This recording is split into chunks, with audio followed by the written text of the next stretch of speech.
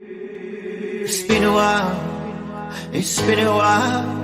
but I'm coming out of my shell. And I never thought I would fall in love with someone just like you. And nobody here now, I hear you calling out, I hear you calling out for love. And nobody here now, but I hear you calling out, I hear you calling out for love. And I hear you calling.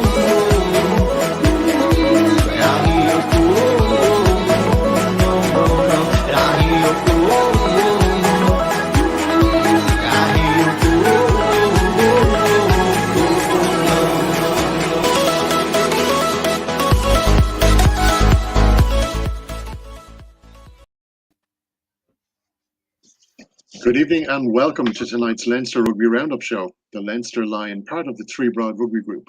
Tonight's show was brought to you in conjunction with Rugby Academy Ireland, a pioneering international rugby academy, helping aspiring players enhance their rugby and lifestyle skills through practical training and a bespoke curriculum, equipping students with an excellent education and the qualifications needed to begin a career in professional rugby. This year's Easter camp for girls on Monday the 11th and Tuesday the 12th of April will see former Ireland stars Alison Miller and Fiona Hayes coaching alongside former Springbok and Director of Rugby Dan Van Zyl. Go to rugbyacademyireland.ie for further details. Also tonight we are supported by coffeedog.ie, who provide a premium range of coffee beans and ground and specifically Shep's blend made in the image and style of our own chief bloke, BJF, Big Joe Shepherd. We have a competition on tonight's show as well to win some beans, so stay with us for that towards the end of the show. Each month on a Roundup show, we look at all aspects of rugby within and affecting the Irish province of Leinster, including grassroots, provincial, European, mixed ability, visually impaired, wheelchair, women, schools, and much, much more. On this month's show, we'll be looking at women's rugby in particular, the Leinster Interpros, European rugby, Dan Leavy, Railway Union will have some slots on Six Nations as well. And we're joined by our guests, Tania ROSSER and Gerald Willamson and Rosi MEEGAN from Navan Rugby Club. I'm Gerry SWEENEY, and co-hosting with me tonight is Conor Broomfield, and you are most welcome to the show.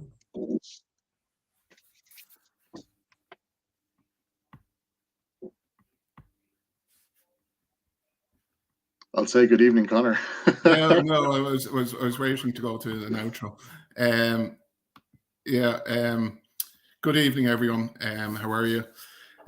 Great to see you all again.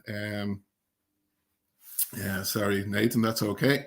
We've a very busy show tonight. We've a lot to get through, but before we go any further, we'd like to remember some of our friends and members of the wider rugby community who sadly have passed very recently. First of all, we'd like to remember Gareth Mason, who was the co-founder of our South African sister show here at ThreeBOD Rugby Group, ThreeBOD. We would also like to remember Oleksiy Tsibko, former captain and president of the Ukrainian rugby team and federation, and Mayor Osmila, who fell defending his country on the 31st of March. And finally, the great Tom Smith, founder of modern day scrummaging, the former Scotland and British and Irish Lions prop, passed away sadly at the age of 50. We, the global rugby family, will remember them, and our thoughts are with their family and loved ones. Absolutely. It's been a sad week or two for the rugby community. We lost some very special people. The one closest to us, of course, was the great Gareth Mason, our G-man, who was an incredibly inspirational, incredibly positive man and a great valued member of the rugby community. And we just like to mention that there'll be a special tribute show to Gareth coming up very shortly on the ThreeBOD group. So keep an eye for details of that show. A larger than life figure, a larger than life figure. Yes, he really was. He leaves behind a massive legacy. Yes, he leaves a huge legacy, and he was really a special man and a sad loss to all of us who knew him and followed his work.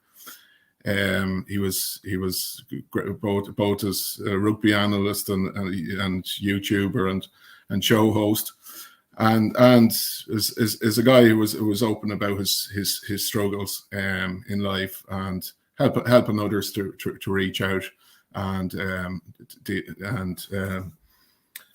connect with people. So Garrett, rest in peace. Our next topic, I guess, is put in perspective by the recent passings of all these guys, but tragic nonetheless, was the announcement this week, Gerry, of Dan Leavy's imminent retirement due to injury. Very sad, but I guess not totally unexpected. He'll leave a huge loss, won't he? Yeah, absolutely. I'm gutted for the guy, to be honest with you. I mean, you know, to suffer that horrific knee injury in 2019, to battle back to rehab the way that he did, to keep on coming back again and again and again, trying to get over that injury. It's inspirational stuff, but it's a real measure of the guy as well, I think. And from people who know him, who have kind of read about this week since the announcement, I mean, they're all kind of saying the same thing. You know, the guy is just an outstanding fella, and I really do wish him the best of luck in the next chapter after rugby. I hope he stays connected with the game. I'd really love to see him in some sort of coaching capacity. I think he's got an awful lot to give still in that regard, and yeah, really sad, really sad. And leaves a hole as well, I think. You know, when we go back to the 2018, the World Cup, into 2019 when he got the injury, he was right up there, one of the best back rows in the world, you know, no question. I mean, nipping at Sean O'Brien's heels for all that time, and it's just so sad, you know. But that's the nature of our game, you know. It's a nutritional game.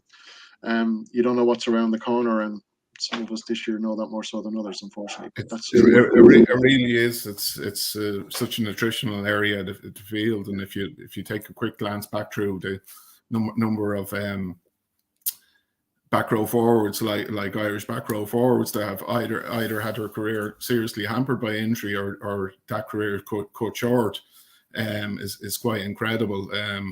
I'll always remember Dan Leavy, of course, for his influence during the 2018 Grand Slam season. You know, he was just phenomenal, and what I love about him is the fact that he tore up every stereotype about the South Dublin schoolboy. You know, because he was the hardest man you could meet on a rugby pitch. The levels of physicality he brought, and the effect he had on both how his own team played and how the opposition were forced to play.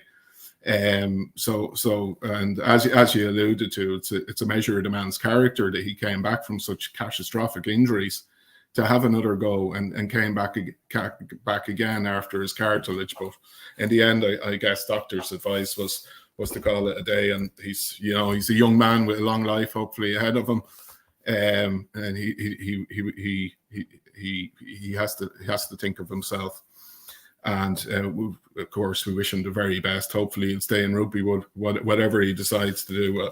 I'm sure he'll be a success at it. Yeah, so best of luck, Dan. Yeah, we wish him well. Yeah. So next, Gerry. We had a big interpro there the weekend, of course. What did you make of the Munster match? Were you impressed? Yeah, very much so. Very much so. And again, I'm becoming famous for making controversial statements on this show, but I think Munster have ideas well beyond their station this season. I just think that there's a catalogue of issues down there for that team and the squad and their coach going and early in the season, and there's all sorts of stuff going on. But let's talk about Leinster. Yeah, really good stuff. Really good stuff. Lots of cohesion there. Yeah, solid performance there. It's always tough, I think, going down to Thomond Park. You know, even if the opposition aren't quite on their game, you never know what they're going to turn up on the day. But I thought it was a really good performance by our boys. So yeah, I looked at the lineup before the game, and to be perfectly honest, I was a little bit concerned. Their front five lacked the power there. Away from home, and I thought we might struggle to provide a platform for our backs, because we had a very strong backline selected, but that doesn't always, as you know, translate to a win. But I think our forwards stood up really well. Even the likes of Devon Toner had a good game. Ed Byrne, guys I might have had concerns about. We got a good platform, but for me, The main differences, the key differences between Leinster and Munster was in our back line. I think the shape of our back line and our execution was absolutely outstanding. Starting from Jamison Gibson Park and the speed of service, but Gary Ringrose was absolutely sensational. Back to his very best. Yeah. And well supported by James Lowe and Jimmy O'Brien, who's having an outstanding season on the wings. But like as you said, there's you said Munster are getting ideas above their station, but there's definitely a huge difference in coaching there and execution on the pitch, and our ability to turn that possession and territory into tries, and I think that bodes well for the rest of both competitions. So looking forward then, with that in mind, looking forward to tomorrow night, Gerry, Connacht match. The sports ground hasn't always been the happiest of hunting grounds for Leinster. So how do you see this one going?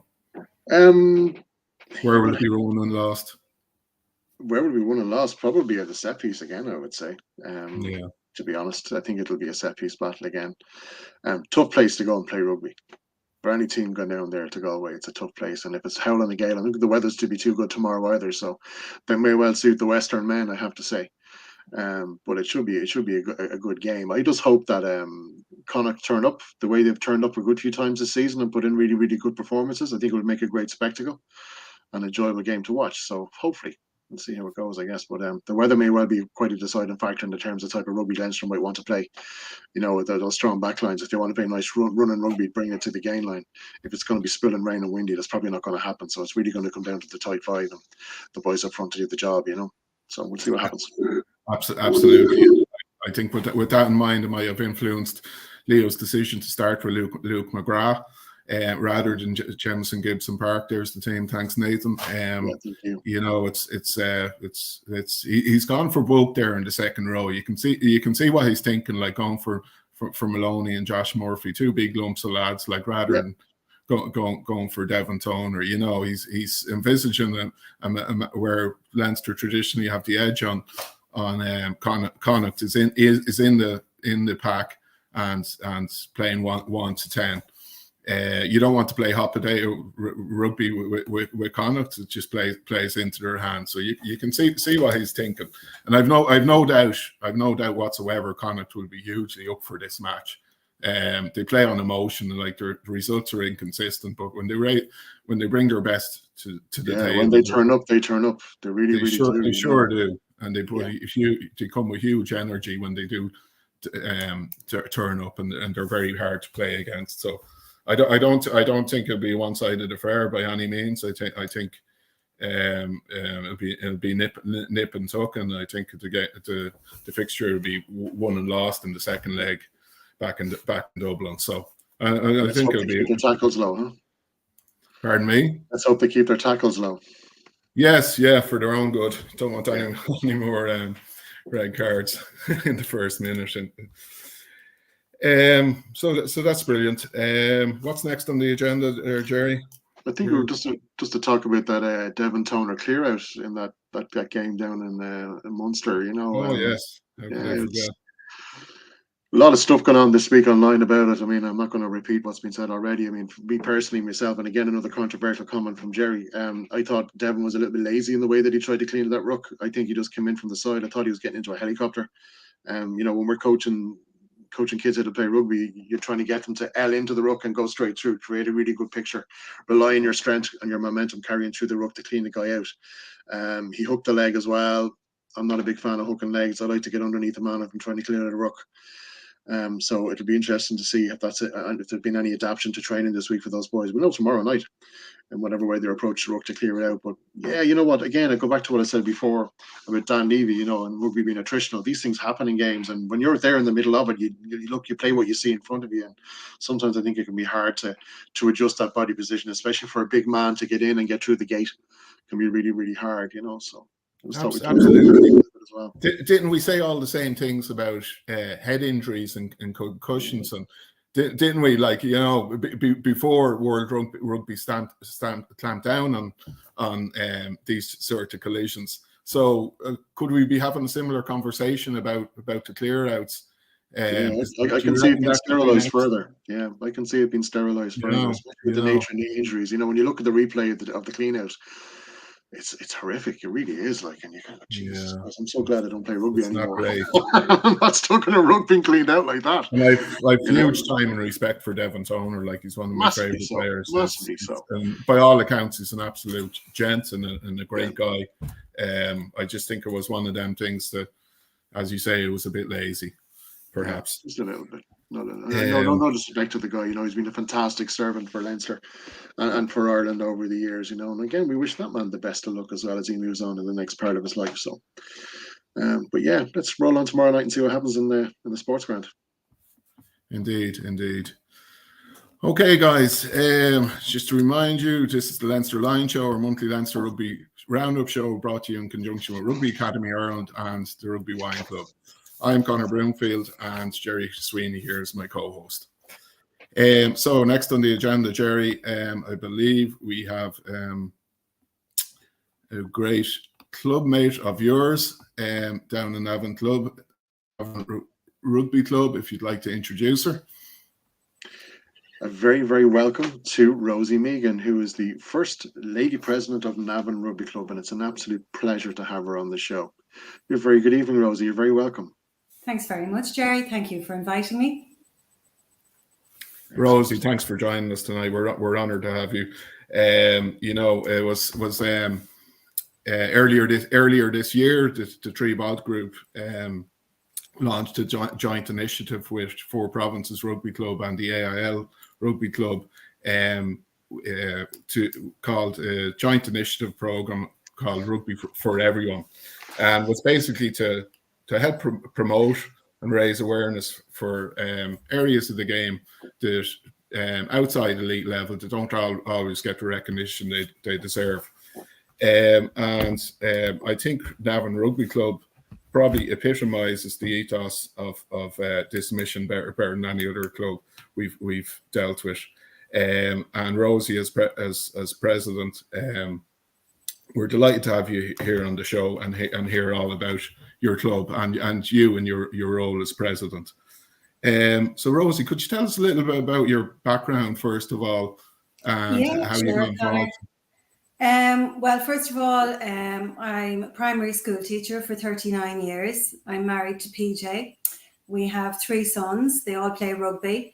The twins are 26 and Evan is 20. The twins, Ronan plays senior rugby with the club, and Dara plays Hospitals Cup. Well, he played it with the Mater, and Evan has an ACL injury at the minute, so he's not playing any rugby. So that's basically it. Yeah, that's my background. Yeah. So was it your son's involvement in rugby that got you involved? Yes, very much so.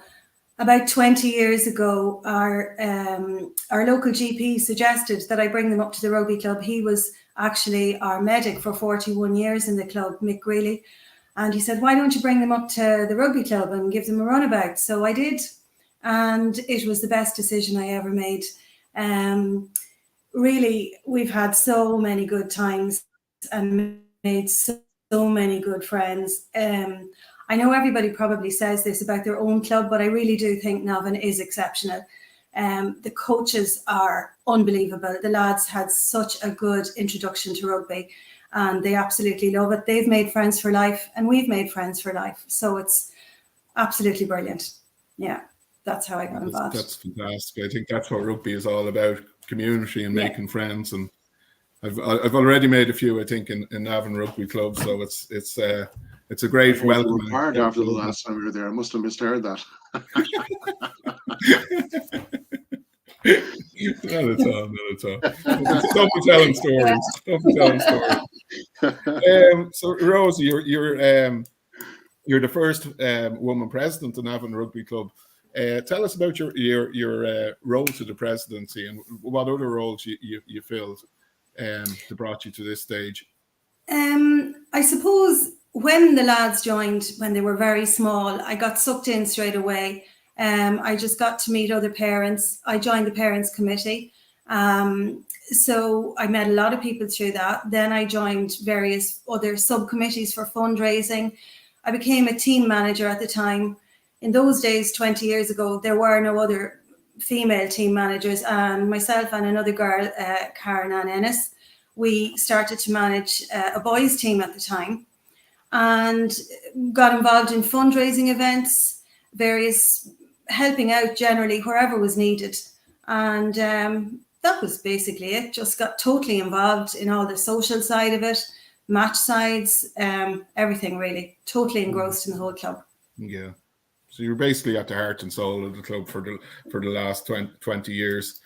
And that's led you to the role as president. And when did you take over as president, Rosie? 2 years ago, actually. 2020 was meant to be my term, but obviously COVID hit. So not a lot of rugby happened at that time, but it didn't mean that we stopped working completely behind the scenes. I have to say the executive committee are exceptional. So we met every month by Zoom and planned for improvements in the club. And we did some profiles of all the people in the club, so everybody could get to know each other, know the faces behind coaches, managers, volunteers. There's just so many fantastic volunteers in the club. I'm afraid to mention any names tonight because there are so many. I'm bound to leave somebody out, but I just want to say here and now, thank you to everybody, because I mean, the club would not run without the volunteers, coaches, managers, everybody. So many jobs in the club that are done, and people give so generously of their time. It's unbelievable. Yeah.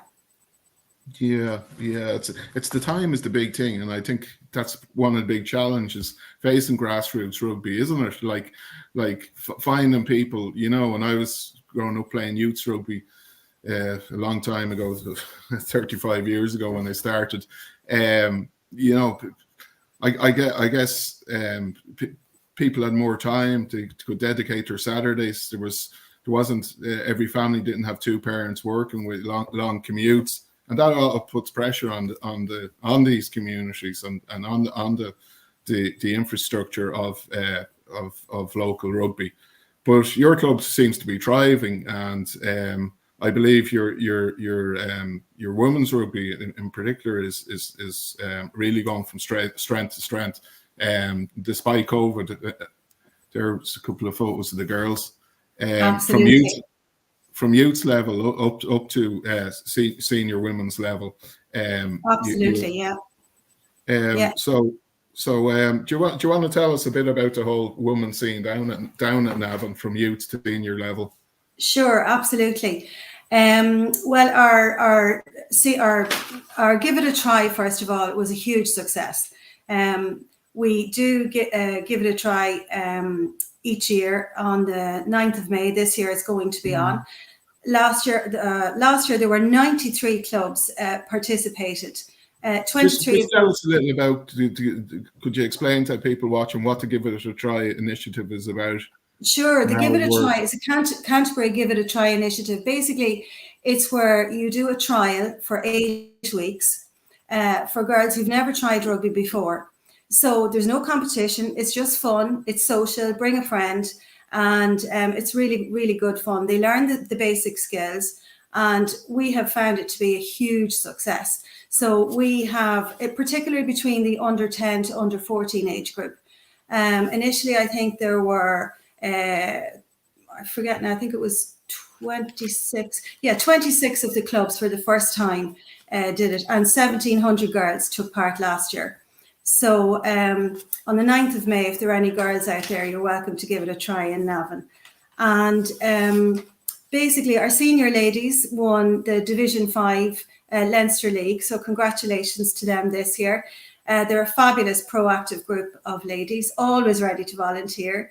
And also, thanks to Mead Sports Partnership, they actually looked after a Give It a Try for ladies only, which increased our numbers there. For tag. What else was I going to say? Yeah, Noor Kyrie is our ladies rep on the executive, and she does fantastic work with our under-18s. They're a particularly successful side. On that side, we have 2 girls who were selected to go to Scotland over Easter with the Six Nations under-15s. So 15 aside, yeah. I'm quite nervous now. Abby, isn't it? And Jude, isn't it? Abby, yes, absolutely. Jade Gaffney and Abby Moyle. So congratulations to them as well. Also, Emma Brogan in the under-16s and Emily Flynn, they were selected for North East and Leinster. And we've a big squad of 20 moving up from our under-16s up to our under-18s next year. So we'll have a huge, huge group there in our under-18s next year, which is brilliant. But this didn't happen by accident. It's grassroots. Pardon? It's fantastic to see the representation of the girls in the Northeast. Absolutely. There's 11 girls on the Northeast. 2 are selected for the Six Nations training squad, 6 on the Leinster Sevens. And when the under-18s training finished, they wanted to continue and come in on Thursday nights because they just love their rugby so much. So that's fantastic altogether, yeah. It is. It's quite a success story at your club with women's rugby, and I've no doubt we'll see some of these in the Green of Ireland at senior level in the coming years, because what you're doing there is phenomenal. Across the club with women's, with your inclusive tag, and every area of the game, and it's really an incredible club, and well done to yourself and your presidency, Rosie. And I know. I think it's important to highlight this. I know you being a modest lady, you'll try and deflect some of the praise, but there's a huge team behind you. But I think having a woman as president of a rugby club makes it so much more successful to anyone that's not connected to the game, that wants to get involved. Seeing a woman in the senior level, because there's not so many women presidents of clubs across the country, but seeing someone like yourself in that role encourages more women to get involved. So well done to you and everyone involved, and we wish you the very best of luck for the future. Thanks, Rosie, and we'll bring you back in for a chat towards the end of the show about Six Nations and a general chat about the future. So thanks, Rosie. No worries. Thank you. Thank you. See you in a while. Yeah, fantastic stuff, Conor. Fantastic stuff. And, you know, I'm not just saying this because I'm a member of Navan Rugby Club as well. And, you know, I coach there. But, you know, Rosie is so engaging with everybody there. She's a fantastic, fantastic ambassador for rugby within the club and within the town. And it's definitely reflecting on the success with the various teams in the club. So it's really, really great to see. So more and onwards and upwards. It's absolutely great what they're doing, and we wish all you down there at Navan continued success. Okay, and another man connected with Navan who you know very, very well. Do you want to talk about the Navan Lion? A very good evening, Gerald Willamson. How are you? Very good, Jerry, and good evening, Conor. Good evening, Gerald. Always a pleasure to have you on the show. Thank you very much. Tonight, Gerald? Good. My club tonight I'm going to talk a little bit about is Railway Union Rugby Club. Railway Union was founded in 1904-05 and was originally known as the Railway and Steam Packet Athletic and Social Club. And it's still in its original home at Park Avenue, Sandymount, Dublin 4. Now better known as the Railway Union Sports Club, which is a multi-sports complex that caters for teams in various sporting activities such as cricket, hockey, rugby union, football, tennis, bowls, and even bridge. I suspect it was originally for the use of employees of the old CIGNR rail companies, along with the British Rail Company employees who operated the mail boat service between Dunleary and Holyhead. Railway Union Rugby Club is part of that sports complex. Originally was only for men's rugby, was played at the club, and it was not until more recent years that women's rugby was allowed in 2012-2013 season, which coincidentally will be 10 years next year.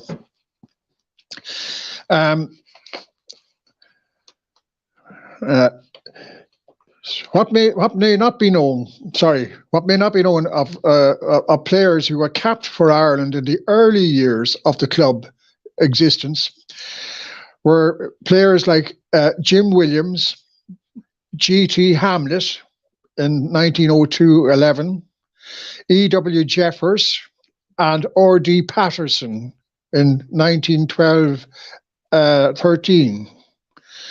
Now, there is no record of any rugby played during the Second World War or the First World War.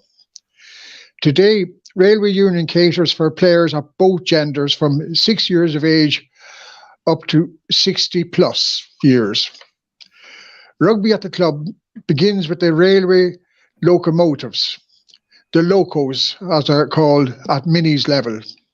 The boys and girls usually move on to secondary school rugby, and where there is no girls' schools rugby, they play with girls under 15s and under 18s level, and then graduate to one of the 3 women's senior teams. On the men's side, rugby is played in the Leinster Junior League and caters from youth level up to senior men's, with even a Legends team. The oldest player to tog out for the Legends was a Mick Dempsey, who played against Les Zesporas from France in 2012 at the age of 82, which proves that age is only a number as far as rugby is concerned. Retired players usually, like in a lot of clubs, give back to the club in the form of coaching, team management, and other voluntary work in the club. The big success of Railway Union Rugby Club in recent years has been on the women's side of the club. Not only has the club drawn players from within the area around it in Dublin, it has drawn players who have played at other clubs around Ireland and even countries like Australia, New Zealand, Canada, Wales, USA, Brazil, etc., to name a few. Among the players who have represented and played at Railway Union over the years and have played at international level as well as provincial level are Lindsay Peat, Lisa Callan, Emma Murphy, Stacey Flood, Nikki Cohey, Ailsa Hughes, Clodagh Maloney, Emma Taylor from Canada, Larissa Muldoon, Eva Higgins, Katie O'Dwyer, Anna McGann, Amy Lee Murphy, and Tess Fleury, who has represented the USA. Now, I've only named a few of the women who have played for Railway Union, but have also gained representative honours for their provinces at both Irish 15s and 7s. There are at least 30 women players, maybe more than 30 players who have represented at a representative level at provincial and for the Irish national side. The success of the women's side at Railway Union includes winning Leinster Division 3 in 2012-13 season, which was his first season of women's rugby. Going back just to the men's side, Leinster, the Monday trophies that they have won are the Leinster Junior Challenge Cup in 1920-21 season, league winners in 1937-38 season, Spencer Cup winners in 1963-64 and 1964-65, winners of the Kinsale Sevens in 1988-89, Leinster League Division 3 in 1995-96 and Leinster League Division 2B in 2012 and 2013. On the women's side, the successes include, as I stated earlier, Leinster Division 3 winners in 2012-13 and the Paul Cusack Cup on the same year. They've won the Kinsale Sevens in 2012-13, 2013-14 and 2017-18. All-Ireland League Division 2 winners in 2013-14, Leinster League Division 2 winners 2014 and 15, All-Ireland Cup winners in 2017-18, All-Ireland League winners in 2018-19, Leinster League Division 1 winners 2019 and 20, and this season All-Ireland League winners in 2021-22.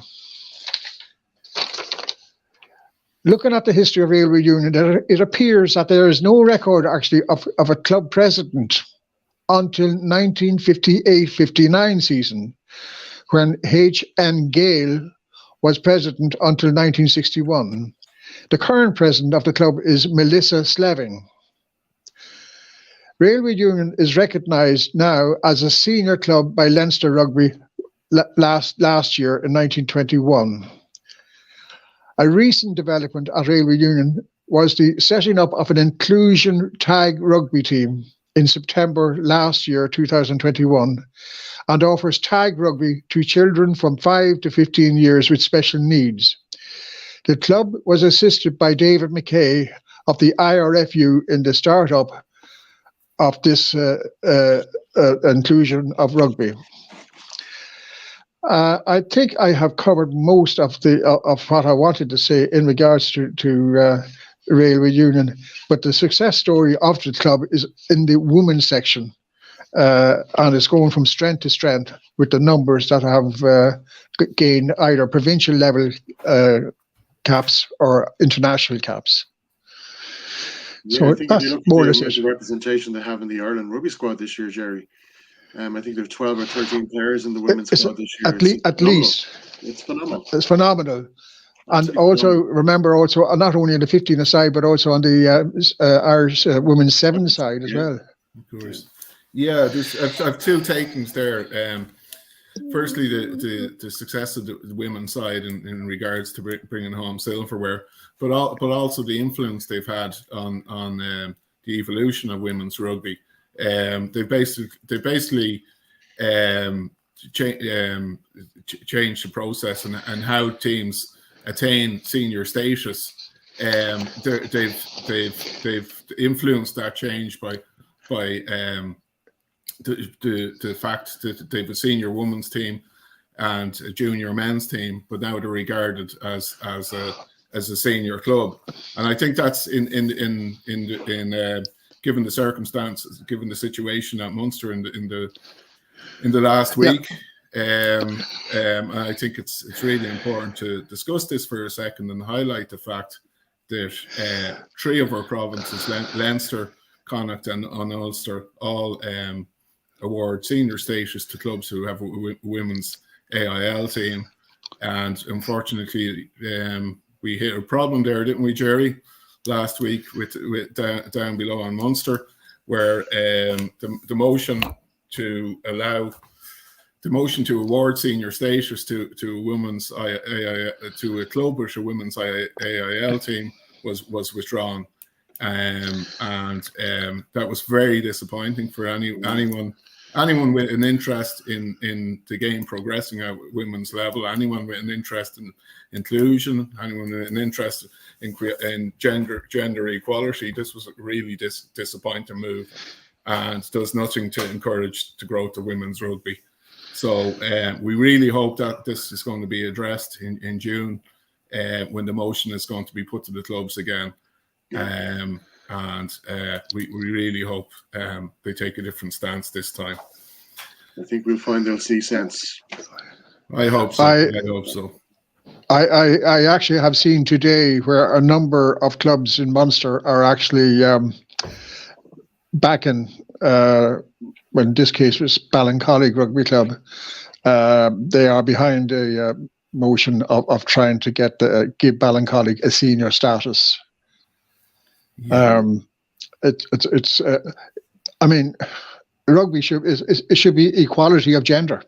Absolutely. That's it. Absolutely. You know, and after the year we've had with women's rugby, and the desire across the wider rugby community for equality between genders and fairness, this is a really aggressive move. But anyway, we sincerely hope it's dealt with in June and the motion passes. Gerald, it's pleasure as always to have you on the show, and we look forward to your contribution next month. It's a million, Gerald. Thank you very much, gentlemen. Okay. Fantastic. That's fantastic. I always love hearing Gerald's contribution. You know, there's so much history behind Railway Union, and their contribution to the women's game and the influence they've had now is quite incredible. Another woman with quite an influence on the game in this country needs no introduction. It's the great Tania ROSSER, a woman who has 58 Ireland caps. She's played at 3 World Cups. She was a mainstay of the Ireland team for a long time. She's a mother, she's a businesswoman, and now she is the head coach of the Leinster rugby team. Tania, we're absolutely privileged to have you on the show tonight. You're very welcome. Thanks for having me, guys. Yeah, the pleasure is ours. Absolutely. Tania, could you tell us first of all a bit about your background? What brought you to Ireland, and what brought you to the game of rugby? Yeah, no worries. So I come from a family of 5, 2 older sisters and 2 older brothers. My family was huge into rugby in New Zealand. Everything revolved around our local rugby club. My mum and dad were immensely involved in rugby, so I was dragged around watching my brothers play rugby Saturday mornings, playing barefoot rugby in New Zealand, so they didn't play in rugby boots. It was frosty, and I just loved going around watching my brothers play. And then growing up, I actually wasn't allowed to play rugby. My mum and dad wanted me to focus on a different sport, netball, but then my dad decided to I don't know, to get me away from rugby contact, introduced me to touch rugby and started a touch rugby team. So I forged all my skills and attacking ability in that from playing touch rugby in sevens. And that's where my love for rugby came from. I suppose it came from my brothers and my dad waking me up at like 4 o'clock in the morning to watch the All Blacks play when I was really young. We wouldn't miss an All Black match. And I remember my sister getting married, and we had to put a TV in the kitchen where the catering was happening so my dad could go and watch an All Black match. So rugby was just part of my life from a very young age. And sport in general was my life. All through school, I played a number of sports, netball, basketball, touch, whatever. Anything I was allowed to play, I would play. So that's my sporting background. And then I suppose what brought me to Ireland, my partner had an opportunity to move over here to play rugby. So he had a season with Ballymena in the north. And that year, I think they lost, when they were in Div 1, they lost the AAL final. And then he had an opportunity to have a season with Leinster. So we moved down to Dublin. And that was back in around 2000. What was supposed to be a 2-year trip ended up being half my life. So and in that time, since 2000, you must have seen some serious changes in women's rugby here. You know what I mean? Its development, the game broadening out. I mean, that attraction. Yeah, I mean, it was so hard. Like when I first arrived, I couldn't find, there was no women's rugby teams around. I mean, there was Blackrock in Shannon. And at the time when I first went to Ballymena, the funny thing was they used to have this males only night the Friday evening before matches. And I remember turning up to the club and the coach like looking at me going, "Oh, what are you doing?" I was like, "Well, what do you mean?" And I was like, "This is just what we do in New Zealand. We just follow our partners around and support them." Like, oh. So that was kind of a shock. There wasn't a lot of females within the rugby clubs when I first arrived. And when we moved down here, Simon actually ended up playing Club Rugby de La Salle. And a lot of the partners were there. And we just decided to put a team together just randomly. A couple of other Kiwi girls were there, and a few of the Irish girls, the partners. We're in the club a lot now. So why not make it a social event and put a rugby team together? And George Hook was our coach for that year. It was, insane, but insane but funny. It was all about the power of the forwards and the backs just score the point, that kind of coaching. But a huge development, even when, I played for De La Salle, moved to Black Rock, we used to get hammered by Shannon, 60-odd points. And then, it leveled out a bit, making the national squad and, having to sleep on the girls' in the girls' houses on their floors for camps. Like, we were never in camp. We always had to pay for our own stuff and travel around and, wearing the XXL men's rugby jerseys. Back then, they'd be down around our knees, getting a leftover kit. Wasn't George Hooks by any chance? No, well, it could have been, So it's been a real eye-opener seeing that, the progression. There was no girls' rugby at that stage. And it's just phenomenal how the girls' rugby and pathway has really, really developed over the last few years. And the girls, we got to a stage. I remember 2006 World Cup. I was part of the fundraising committee to get the women's team out there.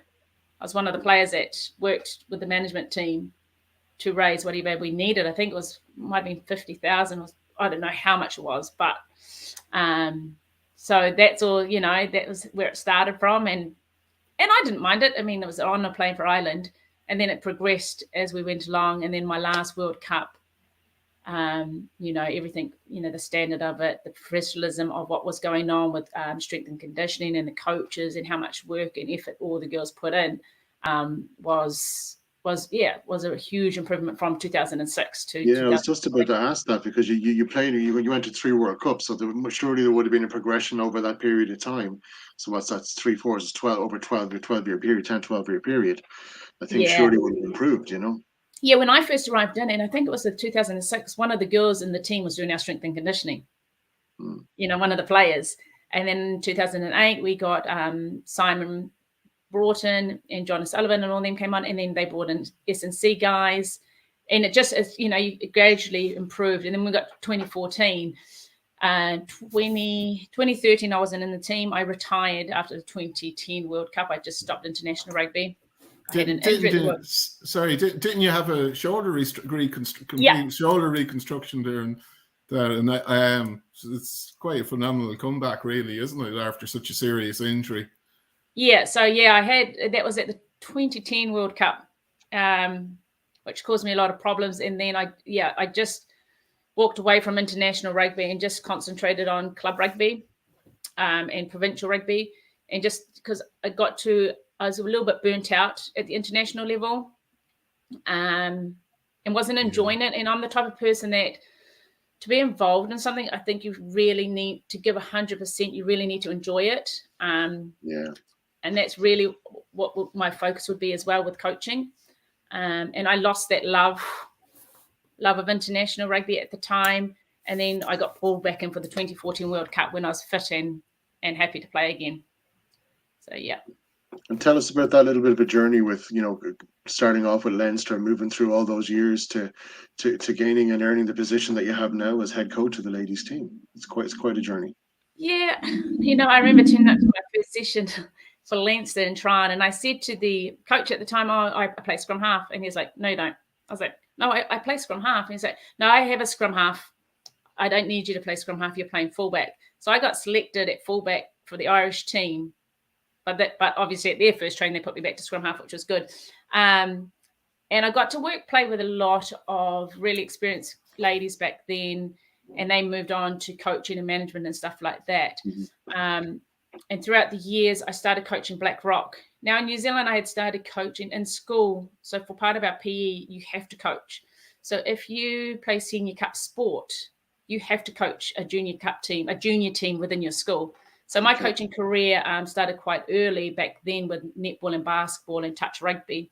So I kind of transitioned that into my career here. And I was transitioned into Black Rock's backs coach and then head coach as player coach. Did the assistant role with Goose, I think it was 2010 for the Leinster women's team. Applied for the Leinster role a couple of years later, I think, and got passed over for it, which obviously wasn't my time then.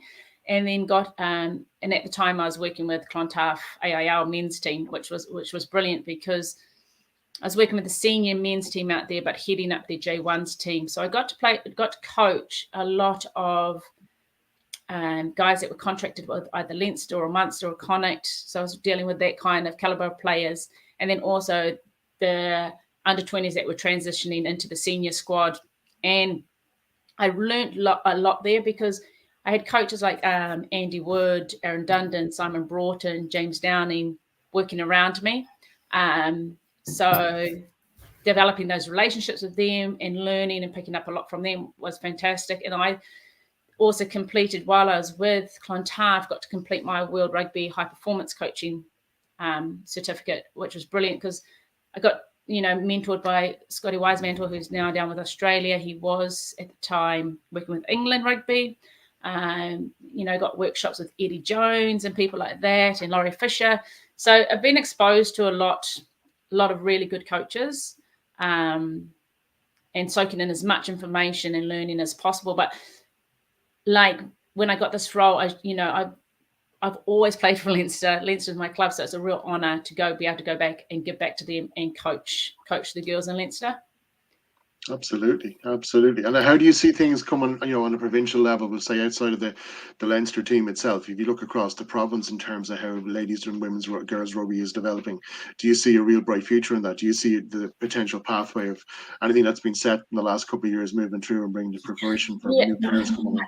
Like, I might be a little bit biased on this, but Leinster's girls' pathway is really good. Like, I think we are ahead of the other provinces. So we cater for 5 area teams for under 18s, like the boys. We've just started the under 20s, 5 area teams for under 20s. So that means under 18s, the top 120 girls every Monday night at the age of under 18s is getting looked after by one of us, one of the coaches, CROs.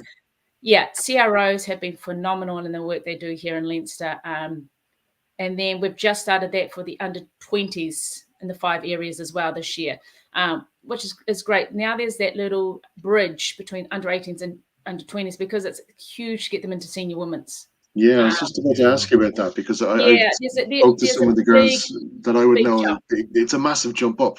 Yeah. And a massive jump perhaps in ages as well, in terms of that connection between the players can be a little bit difficult. Yeah. So it's great to hear a 27 coming through. Definitely. So now we've got that bridge. Now it's in its first year and there's going to be mistakes and there's, it's not going to be perfect, but next year it will move on again and it'll develop more. And it means there's that pathway for those under 20 girls to go, under 18s to go into under 20s when they graduate from the under 20s program. And then other areas, we've also got the under 16s running. Not all the areas, but some of the areas have got under 16s running at the moment. But like last year's under 18s in Leinster were phenomenal. Like I went and watched them. They beat Munster under 18s, 50-something points to 7. Wow. Now these girls were fit, fast, strong, throwing the ball around, playing, keeping the ball alive, like how you like to see Leinster rugby. So we're in a really healthy place. And if you were to look at my squad, I've got 18-year-olds up to 36-year-olds. And I've made the squad quite large because I think it's important that we develop those young ones and feed them into the system, into the senior team quite early. So, yeah, we're in a good place. You'd see the older ladies as kind of being perhaps, I won't say older ladies doesn't sound right, but in terms of a mentoring role for the younger ones coming through, that kind of arm and the shoulder to bring them along. Yeah, definitely. There's definitely room for you need the experienced ones around. Like, I was old in my last World Cup for a rugby player. So age is nothing to me. So I played my last World Cup when I was 36, I think. But you need a blend of those experience in with the young ones and to nurture and bring them through, because it's the little nuances that you learn from the experienced players, like how do you talk to a referee? How do you manage a game? Teaching them cheat lines, or just even teaching them how to train efficiently. There's a lot to be said to have an experienced player around these young ones. So it's really important. No, it's fantastic. Yeah, it did strike me when I was looking at the photos from your first training session there, Tania, how many smiling faces were there. So there seems to be a real buzz in the squad now, and an optimism about the future of women's rugby and the future of Leinster under your stewardship. So that was fantastic to see. I believe you've also been calling out to every club in the province and connecting with them all and looking at the wider player pool. Is this been encouraging? Yeah, like we screened about between 120 and 150 players. So we just sent out invites to all the clubs to nominate players. If it's not myself that have gone out to the clubs, it is also like my managers and the other coaches. I think it's really important. Grassroots is looked after. And I mean, I've got girls from Tullamore, Tullow. I've got a player from Longford. There are players out there that need to be given the opportunity, and they can only be given the opportunity if we get out and watch them. So go out. I've done sessions with Barnhorn. I've done sessions with Old Belvedere. Just any clubs that reach out, really. But I'll be sending an email out to all the clubs to invite them in to have a look at the sessions, because I think it's important that we connect with all of them and that they feel connected with the provincial team. Yeah, it's probably a good time to bring Rosi back in, I think, and have a chat about that as well in terms of that club connection and trying to get the promotion going too. So you're very welcome back in, Rosi. We thought we just have a bit of a chin wag at the four of us with Tania as well, and just about how things are moving forward for the ladies' game. Because you've been over a club, Rosi, with a huge emphasis on the women's game and a very successful underage structure. You can probably see the players coming through now, and given Tania's work in connecting the clubs centrally with the province, can you see a clear pathway for your more successful girls to play for their province? Absolutely. Our CCRO is excellent. He goes around all the schools. Jack Nelson, he's fantastic. He actually plays with our senior squad as well. But the groundwork that he does in the schools, it brings in also new players into the club. And he works then on Saturdays. He goes around with the minis, and some of our senior squad as well. They do kicking with some of our girls as well, which is great. So yeah, it's very good. Fantastic. So that's great. Everything looks healthy in the system now, from grassroots to underage to the senior women's squad. The future looks really bright for women's rugby in the province and beyond. Before we turn our focus to the Six Nations, of course, and taking a look back at the first couple of matches and ahead to the rest of the tournament, we just want to give you details of a competition we're running. We have been very kindly sponsored by Coffee Dog, and we have a couple of nice prizes on offer. We have the following. We have 2 sets of 500 grams bags of Shep's Blend, named after the boss man Joe Shep, and 2 bags of 250 gram of Shep's Blend and Kenyan. What you need to do is, if you want to enter the competition and win some prizes, is go to the ThreeBOD Rugby Group page, like and follow the page, and then comment under this video, under this live show, and answer the following questions that Tania is going to give to you now. Tania, you have 2 questions there on your own career. Yeah. How many times have I represented Ireland in rugby? How many caps do I have? And what other 2 sports have I played for Ireland? Okay, that's all you have to do, guys. How many times did Tania play for Ireland, and what other 2 sports did she represent the country at? Okay, 2 bags of fantastic coffee winging their way to you. Yeah. Without Joe, you have to grind them and make them, though, I will add. No, that's kindly donated by Coffee Dog, so thank you so much, guys. So let's talk a bit about Six Nations. Tania, I guess we're in a bit of a funny spot at the moment. We'd normally be preparing for a World Cup in this year, but unfortunately the girls didn't qualify. Can you see a change in style and a change in emphasis on tactics? Yes. Yeah, definitely. New style. He's trying to keep the ball in play. New team. And it's a catch-22 because they're a high-performance team, so they've got to win. But they're in transition, so they've got to build and develop. So we're in this, we want them to win, we have to win, but they've still got to develop. So they're obviously trying to introduce a new way of playing. Now with that, it takes time. There's going to be a lot of drop balls, there's going to be a lot of errors. But in the same vein, girls have to pass and catch a ball. Girls have to tackle at that level, and that's just a given. My worry would be that it keeps escalating with all these errors, and then the coaches or the team turn around and go, we don't want to do that anymore. We want to go back to the old style. And I don't think that's right. I think they're going to need just to fight through it and keep building on what they're trying to develop so that next year, once qualifications come around, they've got their game plan sorted and their style, working well for them. Got to also understand that we've got a lot of 7s girls in there that haven't played a lot of 15s. Very talented players, skillful, fast, fit, which is great to see. So they need time to bed into a system, a 15 system as well.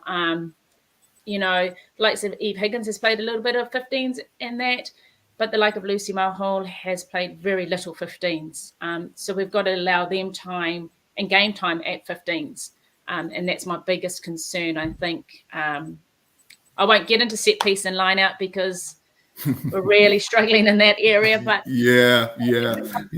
All transition, isn't it? It's all transition. Isn't Half the issue, and as well, Linda Jugang has been moved across the scrum, and she's playing brilliant. But you can see the challenges there. Yeah, she's a phenomenal athlete, and she's got enough on her plate with what she's doing around the pitch, and then to be switched positionally is a tough call. The likes of Sam is playing fantastic rugby. She's big. She's got a beautiful offload. She's aggressive, and that's what we need. I'm hoping this week we'll see Catherine Dane into 9. I think when she came on against the French, she sped the game up a bit. Just a bit more experience in there. It's a very inexperienced team, so it is a very inexperienced team. There's no one with more than 25 caps started the last game, so they really are looking to the future, both in team selection and in trying to develop the side tactically and in terms of their skill set. So I'm sure they'll get there with all the talent that's coming through, and we're more time in camp now. Over. Rosie, just to bring you in on the conversation. I agree with what Tania said earlier. With Leinster, it would be nice to see a mix with more experience on the team. How to talk to a referee, and just the mentoring idea as well of some of the older squad. I know it's a development team, and I know there's a plan for the future, and it's building for the future. In fairness, when you look at Wales as well, you see how far they've come in 1 year. That's incredible. But you have to remember that 25 of those girls have contracts, 10 of them professional contracts. We won't go there. But it was hard as well to play France at home for any team to travel to France. So I would be cautiously optimistic for Musgrave Park that we can do the job against Italy. Cautiously optimistic. Yeah, and I think you need to look down the road, in 12 months' time. I think we'll be having a different conversation about this team. I think the creases will be ironed out and it will be a much, much better, much, much stronger place moving forward. So I think the future is very, very bright for that bunch of girls. So this is my take on it. Yeah, I'd share your optimism, Gerry. I'm very positive now about the future of women's rugby in Ireland, and hopefully when we revisit this topic in a few years' time with Tania as head coach and Rosie as president of the IRFU, we'll be celebrating some huge achievements. I think that's nearly everything we have time for tonight. Gerry, have you anything to add? No, not at all. I think we're pretty much done and dusted. It's been absolutely fantastic to have both you ladies on our show tonight. It's really been an eye-opener for me in terms of where we are in women's rugby in Ireland today. And I thank you both for your time and for your effort and for your diligence and all the work that you do in your respective roles with your clubs and your players as well. It's absolutely fantastic to see. So from my perspective, it's been a lovely, lovely evening, and thank you. Yeah, I'd echo that. It's been a fantastic experience hearing your insights, Tania. You mentioned something earlier there. It just hit me for six. You mentioned something about in New Zealand where senior players in school have an obligation to coach the junior players, and I think that's absolutely incredible. You know, in a kind of it makes sense now when you think and you see how smart New Zealand players are in both the men's and women's game, and I guess it comes from this being taught to think as a coach. So I think that was really a great insight. So thank you for that, and thank you for your service to the game, both as a player and a coach. And I wish you the best of luck in the future. Rosi, likewise, you're doing phenomenal work down in Navan with everyone else that's involved. I know you've a huge team of dedicated volunteers there, and I wish all your teams, your inclusive rugby, your women's rugby, and all your youths and men's teams, the best of luck. Ladies, it's been an absolute pleasure. Gerry, thank you always for your company. It's been brilliant. And so, guys, don't forget to enter that competition. You have a chance to win some really good coffee. And also, please, guys, if you if you have the opportunity, tune in for the Gareth Mason tribute show. It's coming up shortly on the ThreeBOD group. Okay, guys, that's almost a wrap. Thank you all. We'll see you all again next month. So good night. Take care. Thank you. Bye.